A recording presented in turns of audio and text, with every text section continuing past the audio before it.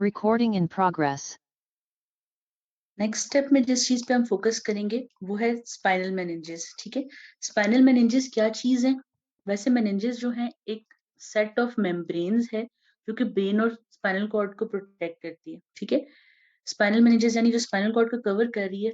फर्क थोड़ा सा ये आता है कि जो स्पाइनल मेनिंजेस हैं, क्योंकि स्पाइनल कॉर्ड से नर्व्स भी निकल रही हैं, तो वो थोड़ा सा नर्व को भी कवर कर रही होती हैं। ठीक है, बाकी ब्रेन पे भी यही सेम लेयर्स हैं कवरिंग की, थोड़ा सा डिफरेंस है। ठीक है, अच्छा तो बात करते हैं स्पाइनल मेनिंजेस की। जैसा हमने कहा कि ये मेम्ब्रेन्स हैं जो ब्रेन और स्पाइनल कॉर्ड को प्रोटेक्ट करती हैं। इसकी 3 लेयर्स हैं। पहली लेयर को हम ड्यूरा मैटर कहते हैं, सेकेंड लेयर को हम एरेक्नोइड मैटर कहते हैं, और तीसरी लेयर को हम पाया मैटर कहते हैं। ठीक है, अब ड्यूरा मैटर क्योंकि सबसे बाहर है, आप ड्यूरेबिलिटी से याद रख सकते हैं। जैसे ड्यूरेबल वर्ड टफ के लिए, रिलायबल के लिए कहा जाता है, ये सबसे टफ बाहर की लेयर है। ठीक है, जैसे इस पिक्चर में देख सकते हैं, इन्होंने कवर सबसे बाहर का उठाकर दिखाया है, इसको हम ड्यूरा कहते हैं। ठीक है, ड्यूरा मैटर। जो सेकंड लेयर है उसको एरेकनॉइड मैटर कहते हैं। ये बिल्कुल वेब जैसा स्ट्रक्चर है, ऐसे जाला होता है, यानी कि बहुत लाइट डेलिकेट सा नाजुक सा स्ट्रक्चर है, और उसके अंदर सारा फ्लूइड फील्ड है। जो हमारा सीएसएफ बनता है वो भी इसी से रिलेटेड है, सर्कुलेशन सीएसएफ की। यही वजह है कि जो हम एनेस्थीसिया देते हैं बैक में लगाकर, स्पाइनल एनेस्थीसिया, वो इसके अंदर मौजूद फ्लूइड के अंदर दिया जाता है। इसके नीचे स्पेस होती है, सब एरेकोनॉइड स्पेस, उसके अंदर दिया जाता है। ठीक है, आपने याद ये रखना है कि एरेक्नॉइड मैटर जो है वो वेब लाइक यानी कि जाले के जैसा, झिल्ली के जैसा सॉफ्ट सा है, डेलिकेट सा है, और फ्लूइड फिल्ड है। ठीक है, जैसे मॉइस्ट चीज होती है ना, नम। ठीक है, और पायामेटर जो है वो अंदर की डेलिकेट लेयर है। ठीक है, सबसे इनर मोस्ट इज पायामेटर। ठीक है, ये जैसे सेंटर में, और ये बिल्कुल स्पाइनल कॉर्ड को बाहर से साथ साथ कवर कर रही होती है, क्लोजली रिलेटेड होती है। अब इनके कुछ डिस्टिंक्ट फीचर्स हैं, जैसे कि पहले आप इस पिक्चर में एक मरतबा इन तीनों लेयर्स को अप्रिशिएट कर लीजिए, फिर हम इनके फीचर्स के बारे में थोड़ी सी बात करते हैं। जैसे ड्यूरा मैटर जो है वो सबसे बाहर मौजूद है, उसके अंदर जो लेयर आएगी वो एरेक्नोइड मैटर है। जो इस ग्रे के अंदर ग्रीन है दैट इज एरेक्नोइड मैटर, और पाया मैटर आप इस वाली पिक्चर में देख सकते हैं कि बिल्कुल स्पाइनल कॉर्ड के बाहर मौजूद है ये।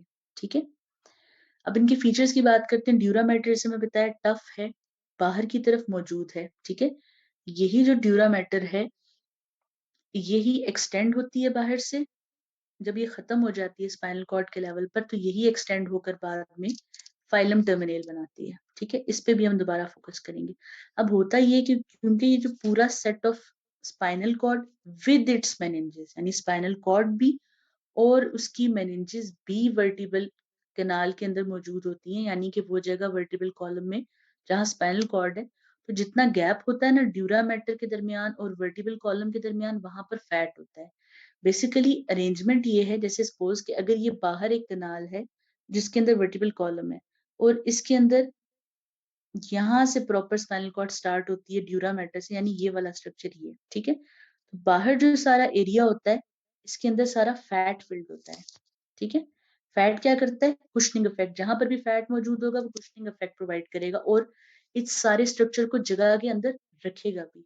ठीक है, इसी तरह जो एरेकनॉइड मैटर है वो क्योंकि वेब लाइक है, वो सारा सीएसएफ की प्रोडक्शन में, उसकी सर्कुलेशन में आएगा। और अब इस तरह क्योंकि लेयर्स है ना सारी, हम जैसे सपोज ये देखें, ये ड्यूरा मैटर है पहली, फिर एरेकनॉइड मैटर है, और इसके नीचे फिर पाया मैटर है। अब क्योंकि ये लेयर्स हैं तो इनके ऊपर नीचे स्पेसेस या स्ट्रक्चर है। ठीक है, जैसे ड्यूरा मैटर की नीचे वाली जगह को हम सब ड्यूरल स्पेस कहेंगे, एरेकनॉइड मैटर की नीचे की जगह को हम सब एरेकोनॉइड स्पेस कहेंगे। लेकिन पाया मैटर बिल्कुल क्योंकि स्पाइनल कॉर्ड को सराउंड कर रहा है तो इसके नीचे फिर स्पेस नहीं होती। ठीक है, अब ड्यूरा मैटर क्योंकि बिल्कुल आउटर है तो इसके बाहर भी एक लेयर मौजूद है जिसको हम एक्स्ट्रा ड्यूरल स्पेस कहेंगे। ठीक है, इस वाली पिक्चर में आपको जस्ट अप्रिशिएट करने के लिए फिलहाल सब एरेकोनॉइड स्पेस मौजूद है, क्योंकि इसकी ज्यादा इंपॉर्टेंस है क्लिनिकली, क्योंकि यहाँ पर हम एनेस्थीसिया देते हैं। यानी जैसे सब एरेक्नॉइड स्पेस है, यहाँ पर अगर आप मेडिसिन इंजेक्ट कर देते हैं, वो सारी जो नर्व्स जिस लेवल पे आपने दिया है एनेस्थीसिया, उन नर्व्स को ये सुन कर देगा। ठीक है, एनेस्थेटाइज कर देगा, फिर पेन, टेम्परेचर, टच, जो भी सारी सेंसेशन है वो फील नहीं होती, और सर्जरी करना आसान हो जाता है, कोई भी प्रोसीजर करना आसान हो जाता है। ठीक है, अब उसके अलावा भी कुछ इम्पोर्टेंसेस हैं, ठीक है, जैसे कि जो ड्यूरल स्पेसेस हैं वहां पर भी मेडिकेशन का रोल है कुछ। अगर जैसे आप लोगों ने पढ़ा होगा कि ब्रेन के अंदर, सुना होगा जरूर फिलहाल, कि ब्लड ब्रेन बैरियर होता है, यानी हर जो चीज जो आप ब्लड में देते हैं वो ब्रेन में नहीं जाती। इसका मतलब है कि बहुत सारी मेडिसिन भी जब आप देते हैं वो ब्रेन में नहीं जाती। तो अगर कोई ऐसी स्पेसिफिक डिजीज हो जाए जहां ब्रेन में ही मेडिकेशन देनी है, तो वो हम इन लेयर्स के अंदर इंजेक्ट कर सकते हैं, ठीक है, इनके अंदर इंजेक्ट कर सकते हैं तो ट्रीटमेंट हो सकता है। जैसे ड्यूरामेट्री के बाहर की स्पेस जो है वो एपिड्यूरल स्पेस कहलाती है, ठीक है, एपिड्यूरल स्पेस कहलाती है बाहर की स्पेस। इसमें भी हम एनेस्थीसिया और मेडिसिन दे सकते हैं, ठीक है। इस पिक्चर में आप एक दफा दोबारा देख सकते हैं, ये सब लेयर्स एक तरह से स्प्लिट करके दिखाई हैं कि देखें ये जाहिर है सराउंड करी थी, हमने सबसे पहले रिमूव करके देखा है ड्यूरामेट्रिक को। इसकी आउटलुक से नजर आ रहा है कि ये टफ है, इसका अरेंजमेंट है, फाइब्रस है, टफ है, ठीक है। इसके नीचे एरेकोनॉइड देखें, यहाँ पर एरेकोनॉइड मेम्ब्रेन लिखा है, क्योंकि ये प्रॉपर एक लेयर नहीं है, जस्ट वेब लाइक स्ट्रक्चर है, तो ये मेम्ब्रेनस है, मॉइस्ट भी है, गीलीनुमा फील होती है, ठीक है। उसके बाद उससे नीचे जो पायामेटर है, अब पायामेटर के नीचे एक चीज लिखी है, लिखा हुआ है कि ये स्पाइनल कॉर्ड को और स्पाइनल रूटलेट्स को कोट करती है। अब जाहिर है कि ये बिल्कुल ही स्पाइनल कॉर्ड को सराउंड कर रही है, तो जब भी कोई नर्व निकलती है ना, तो वो थोड़ा सा पायामेटर को साथ लेकर निकलती है, ठीक है। तो पायामेटर की कवरिंग स्पाइनल कॉर्ड के रूटलेट पर, यानी जहां से बिल्कुल स्पाइनल नर्व स्टार्ट हुई है उस जगह पर होती है, लेकिन एज अ होल जब पूरी नर्व निकलती है तो वो तीनों लेयर्स की कवरिंग लेकर निकल रही होती है, ठीक है। लेयर्स की कवरिंग लेकर निकल रही होती है और थोड़े से रास्ते तक जस्ट, यानी पूरी नर्व एंड तक नहीं लेकर जाती मेनिंजेस की कवरिंग, लेकिन जिस जगह पर ये एग्जिट करती है स्पाइनल कॉर्ड में से, तो थोड़ी सी कवरिंग साथ लेकर निकलती है, ठीक है।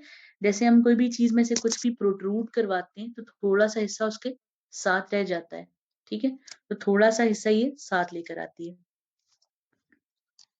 अब बात करते हैं फाइलम टर्मिनेल की। काफी देर से इसका जिक्र हो रहा था क्योंकि ये वाइवा में पूछते हैं। फाइलम टर्मिनेल, कोनस मेड्यूलरिस और एक और चीज आगे आएगी, उन तीन की डेफिनेशंस आपसे पूछी जाती हैं, और अगर आपको इसका कॉन्सेप्ट क्लियर, उसका मतलब है कि आपको स्पाइनल कॉर्ड का सही से पता है, ठीक है। वो चीजें मैं आपको दिखाऊंगी नेक्स्ट में, तो फिर आपको ये रिकॉल सारा दोबारा करवाऊंगी, ठीक।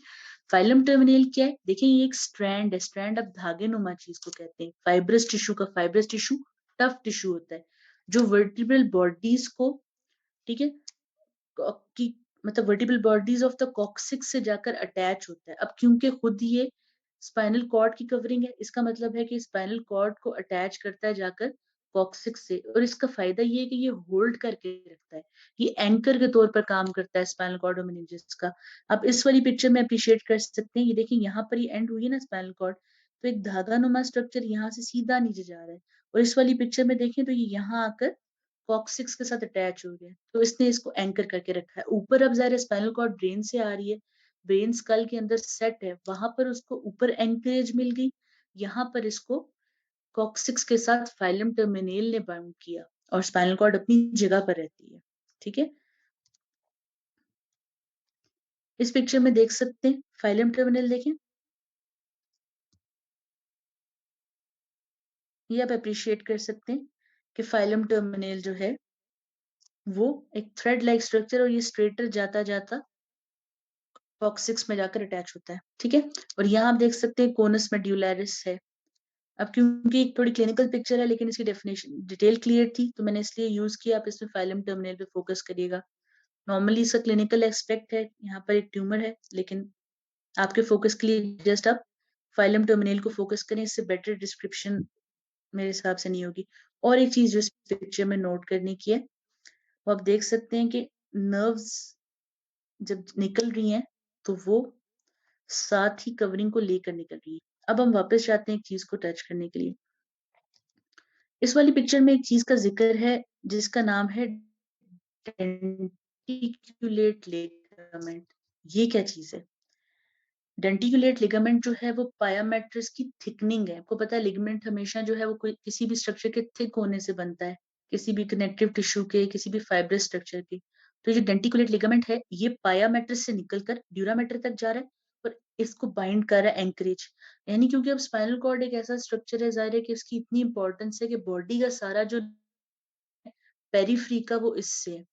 तो इसको ट्रॉमा से बचाने के लिए, इसको अच्छा कुशनिंग इफेक्ट प्रोवाइड करने के लिए हर लेवल पे प्रोटेक्शन है, चाहे इसको वर्टिब्रल कॉलम के अंदर रखने से लेकर इसके बाहर 3 लेयर कवरिंग होने तक, फिर उन 3 लेयर के अंदर भी आपस में एंकरेज है कि पाया मैटर से लिगामेंट निकल कर जाकर ड्यूरामेटर तक जा रहे हैं, ठीक है, रेक्नोइड से होते हुए ड्यूरामेटर तक जा रहे हैं ताकि वो एंकर रहे। और फाइलम टर्मिनल्स जो है वो इसको कॉक्सिक्स से बाइंड करके रखता है ताकि ये अपनी जगह पर रहे, ठीक है। जो चीज अपनी जगह पर स्टेबल रहती है उसमें ट्रॉमा कम होता है ना, तो इन सब चीजों से स्पाइनल कॉर्ड प्रोटेक्ट होती है। तो डेंटिकुलेट लिगामेंट्स वो हैं जो पाया मैट्रिक्स से ड्यूरामेटर को कनेक्ट करते हैं, और खुद ये बजाते खुद ये पाया मैटर की ही थिकनिंग है, ठीक है।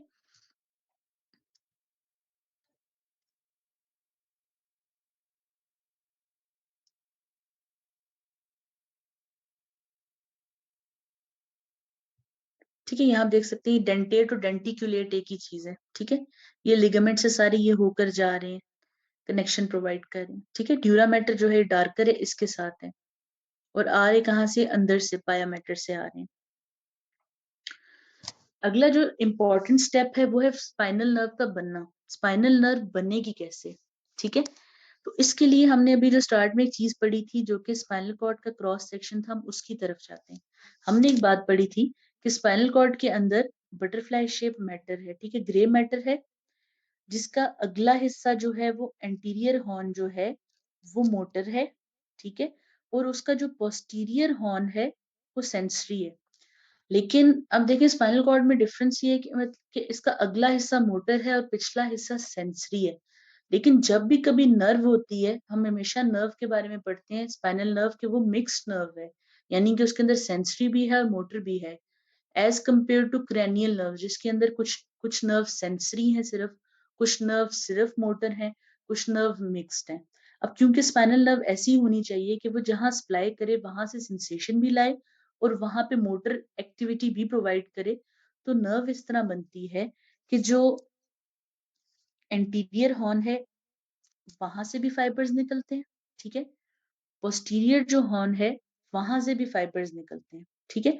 एंटीरियर हॉर्न से अब जाहिर जो निकलेंगे फाइबर्स, वो क्या करेंगे, वो मोटर एस्पेक्ट लेकर निकलेंगे, और जो फाइबर्स डोर्सल साइड से निकलेंगे वो सेंसरी एस्पेक्ट लेकर निकलेंगे, ठीक है। यानी कि ये जाते जाते मोटर एस्पेक्ट लेकर जा रहे हैं, ये सेंसरी, ये दोनों स्पाइनल कॉर्ड के बाहर कंबाइन होते हैं, ठीक है। कंबाइन होकर जो स्ट्रक्चर बनाते हैं उसको हम फिर स्पाइनल नर्व कहते हैं, क्योंकि इसके अंदर दोनों चीजें हैं, इसके अंदर मोटर एलिमेंट भी है, इसके अंदर सेंसरी एलिमेंट भी है। अब जब ये मिले हैं तो ये एक स्पाइनल नर्व बनाते हैं। लेकिन स्पाइनल नर्व जो है, अब उसके लिए अगला चैलेंज ये है कि उसने बॉडी के फ्रंट पे भी सप्लाई करना है, बॉडी के बैक पे भी सप्लाई करना है। तो अब जो स्पाइनल नर्व बनती है वो दो पार्ट्स में स्प्लिट हो जाती है, ठीक है। एक पार्ट उसका बॉडी के आगे मूव कर जाता है, एक पार्ट उसका बॉडी के पीछे मूव कर जाता है। ये जो सबसे पहली डिवीजन है ना स्पाइनल नर्व की, इस वाली डिवीजन को हम रेमस कहते हैं, रेमस या रेमाई, ठीक है। अब मैं आपको एक चीज रिकॉल कराऊंगी रिवाइज करने से पहले, आप लोगों ने जब ब्रेकियल प्लेक्सस पढ़ा था फर्स्ट ईयर में, उसमें लिखा था कि it's form by the ventral rami of C5 to T1।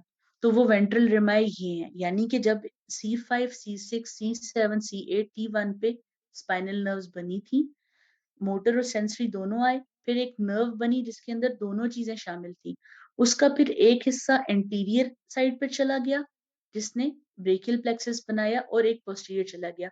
अब रेमस का ये हिसाब है कि जो एंटीरियर रेमस है वो बॉडी के फ्रंट को सप्लाई करता है और लिम्स को सप्लाई करता है किसी भी नर्व का। सपोज C5 की ही बात कर लेते हैं, C5 का जो एंटीरियर रेमस है वो एंटीरियर ब्रांच है, वो बॉडी के फ्रंट को सप्लाई करेगा, अपर लिम्ब को सप्लाई करेगा जैसे, और इसी का जो बैक साइड है वो बैक को सप्लाई करेगा, ठीक है। हर नर्व के लेवल पर ऐसा है। एंटीरियर रेमस जो है वो बॉडी के फ्रंट को 2/3 यानी तकरीबन 2/3 ऑफ द बॉडी वॉल्स को एंटीरियर रेमस सप्लाई करता है, और बाकी 1/3 को बैक साइड को पोस्टीरियर रेमस सप्लाई करता है, ठीक है।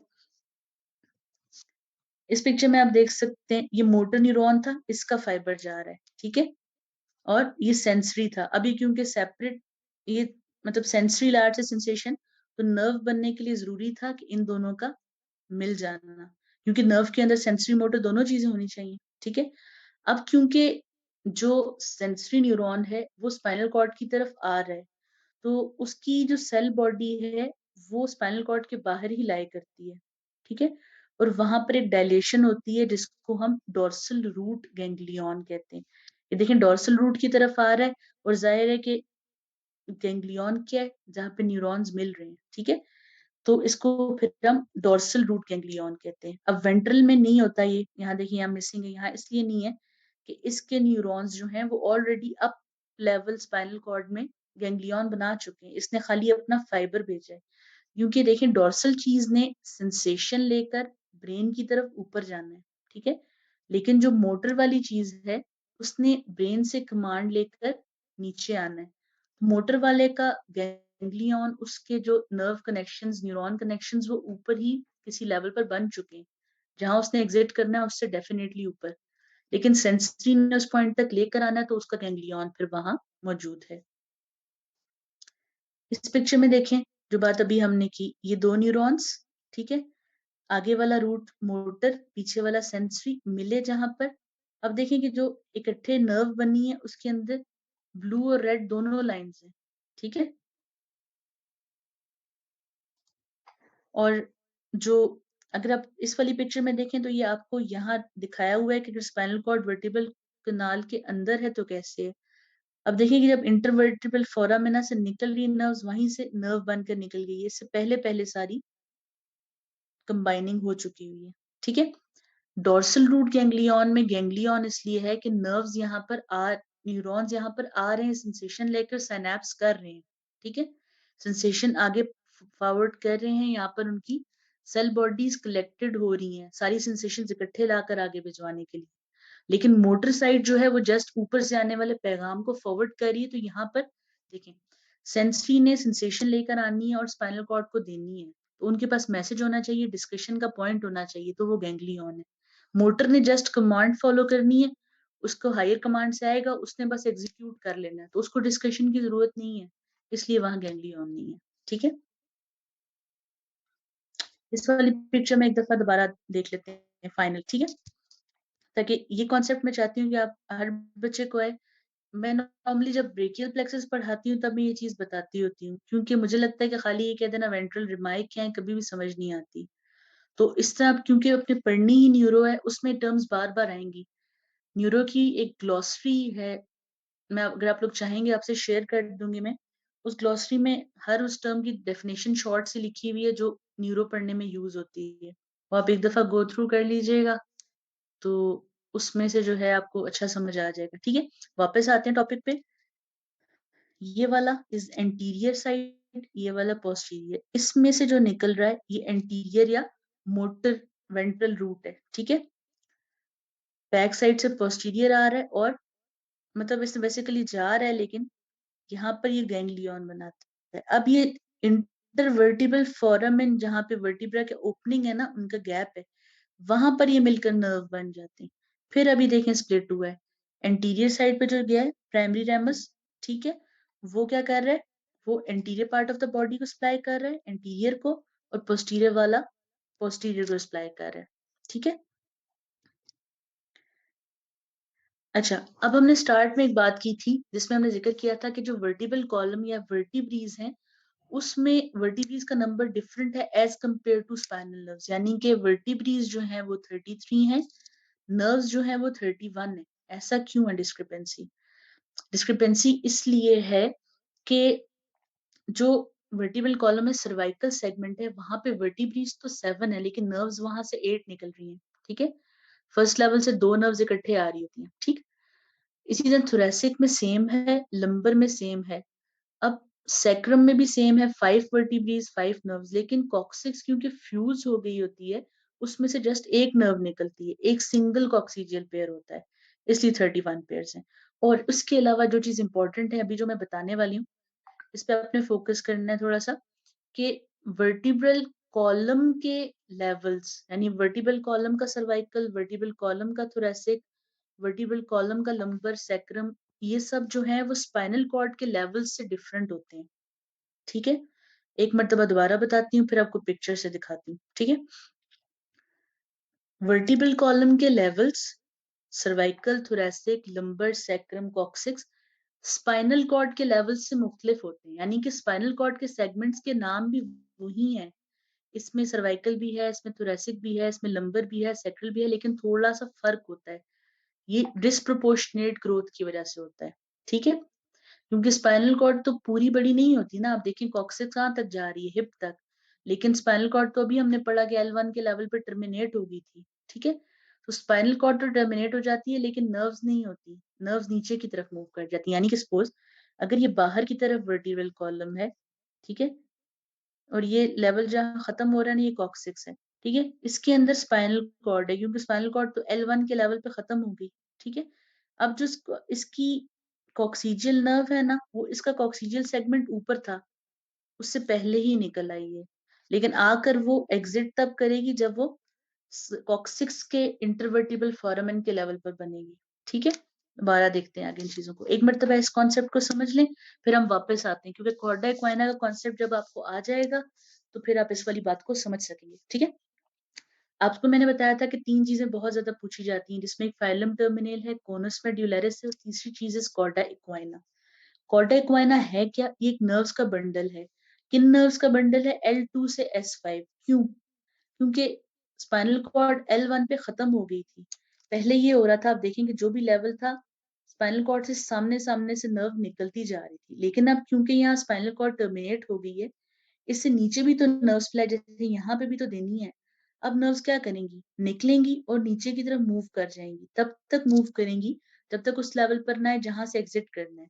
फॉर एग्जाम्पल, हम इस वाली नर्व की बात करते हैं। ठीक है, इस नर्व ने लोअर सैक्रल लेवल पर S5 के लेवल पर निकलना था अगर, ठीक है, तो ये यहाँ ओरिजिनेट होगी थी सैक्रल लेवल में, लेकिन नीचे आती गई है और एग्जिट इसने उसी लेवल पर आकर किया है।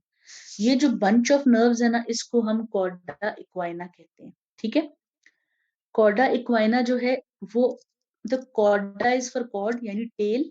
ठीक है, और इक्वाइन वर्ड जो है ना, इक्वाइन ये हॉर्स के लिए यूज किया जाता है। ठीक है, कि बिल्कुल लगता है जैसे घोड़े की दुम हो, अगर आप यहाँ पर देखो, इसको कॉर्डा इक्वाइना कहते हैं। ठीक है, वापस आ जाते हैं एक मरतबा और ऊपर मूव करते हैं थोड़ा सा। यहाँ पर आप देख सकते हैं। ठीक है, ये देखें कि ये वाला लेवल जो है, ये क्या है? ये सैक्रल लेवल। ठीक है, यहाँ से स्टार्ट हो रहा है सैक्रल लेवल, लेकिन सैक्रल जो कॉर्ड है वो इससे पहले स्टार्ट हो जाती है। ठीक है, वर्टिब्री नीचे है, लेकिन स्पाइनल कॉर्ड का लेवल ऊपर होता है, क्योंकि स्पाइनल कॉर्ड L1 पे टर्मिनेट हो जाती है, उसका साइज छोटा होता है। यहाँ देखें, अब बंच ऑफ नर्व्स अप्रिशिएट हो रहे हैं कि L1 तक जो थी proper spinal cord straight nerves थी, यहाँ से थी नर्व बनती, वहीं से बाहर निकल आती थी, लेकिन जब लोअर लेवल पर आके जब स्पाइनल कॉर्ड टर्मिनेट होगी, तो नर्व्स ओरिजिनेट जरूर होंगी, नीचे मूव करेंगी, तब तक जाएंगी जब तक उस लेवल पर ना आ जाए जहां से उन्होंने सप्लाई करना है या एग्जिट करना है। ठीक है, इस वाली पिक्चर में अच्छा अप्रिशिएट होगा। ठीक है, अब देखेंगे वर्टिब्रल कॉलम तो यहाँ तक जा रही है, लेकिन स्पाइनल कॉर्ड जो है वो ऊपर टर्मिनेट होगी, यानी कि स्पाइनल कॉर्ड का जो कह लें कॉक्सीजियल नर्व निकलने का सेक्शन था ना, वो यहाँ पर था, लेकिन कॉक्सिक्स बोन नीचे है।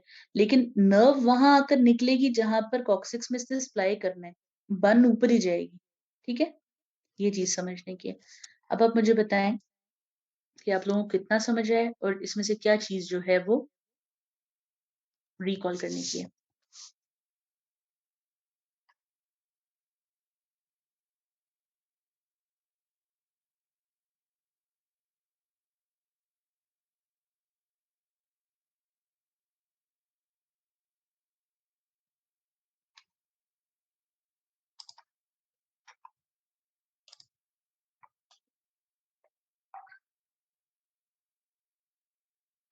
चलिए, एक जनाब की फीडबैक आ गई, ने समझ आ गया। ठीक है, चलिए, दैट्स ग्रेट।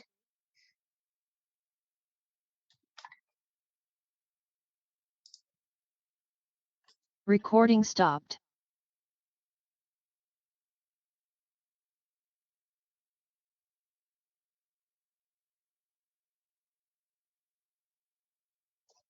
चलें